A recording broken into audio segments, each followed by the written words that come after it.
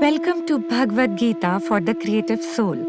This is episode 19, Staying on the Bus.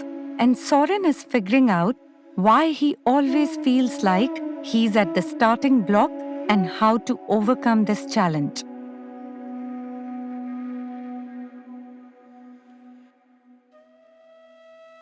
I've always had this feeling that I keep coming back to the starting line, no matter what I do.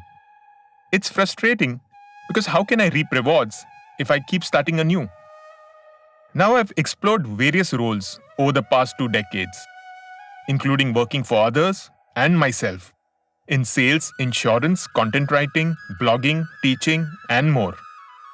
I have delivered results and have done reasonably well financially. But at some point, I grew bored, or things slowed down, and the grass was greener in another field. I jumped and found myself at yet another starting line. Invariably, I blamed my destiny for this unending cycle. It has taken this shlok to illuminate my blind spot.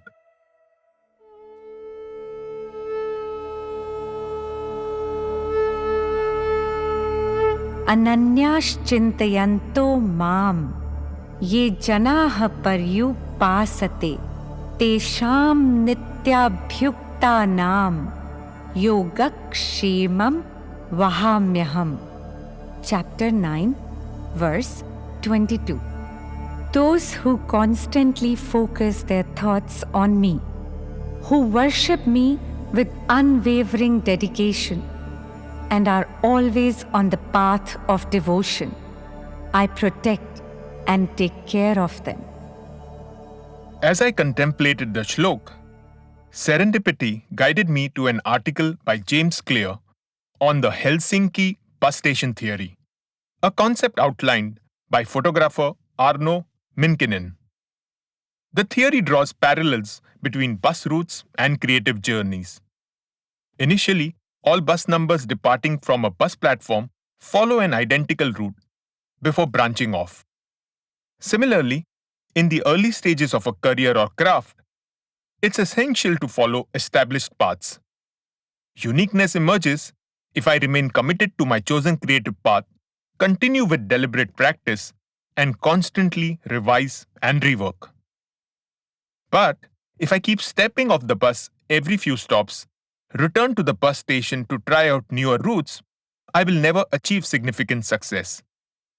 I must stay on the bus, that is, must stay on my creative path, no matter the twists and dips. This is the key to achieving creative mastery. A question that needs answering now. Which bus number do I ride? In his unique style, James Clear responds, what story do you want to tell with your life?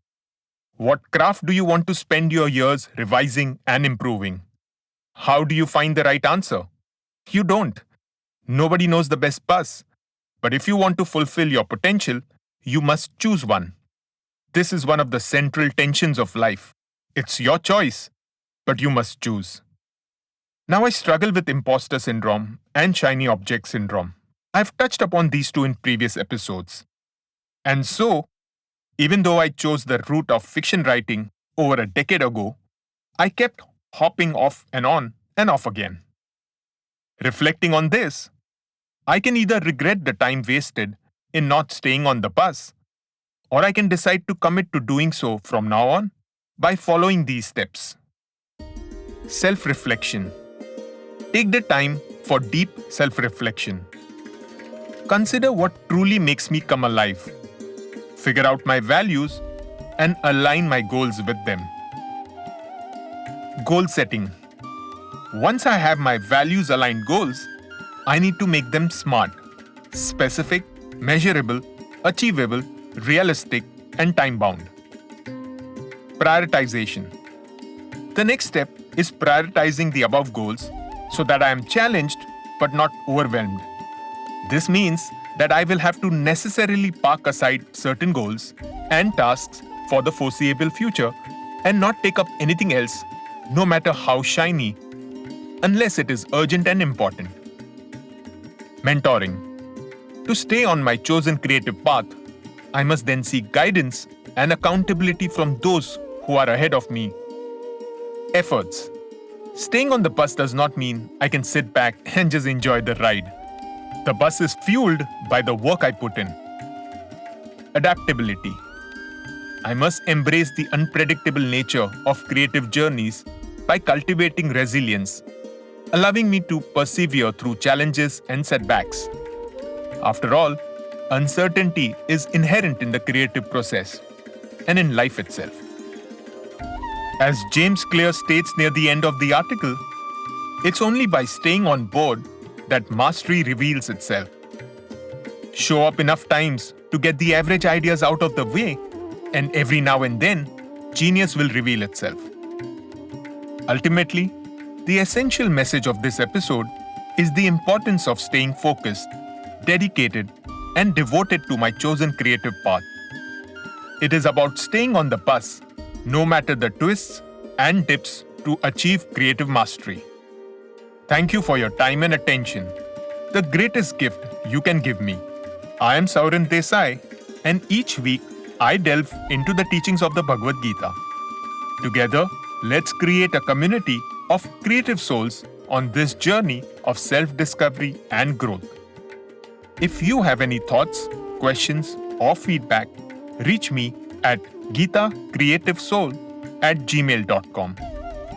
And from this moment onward, I am on a quest to stay on my creative path through all its twists and dips.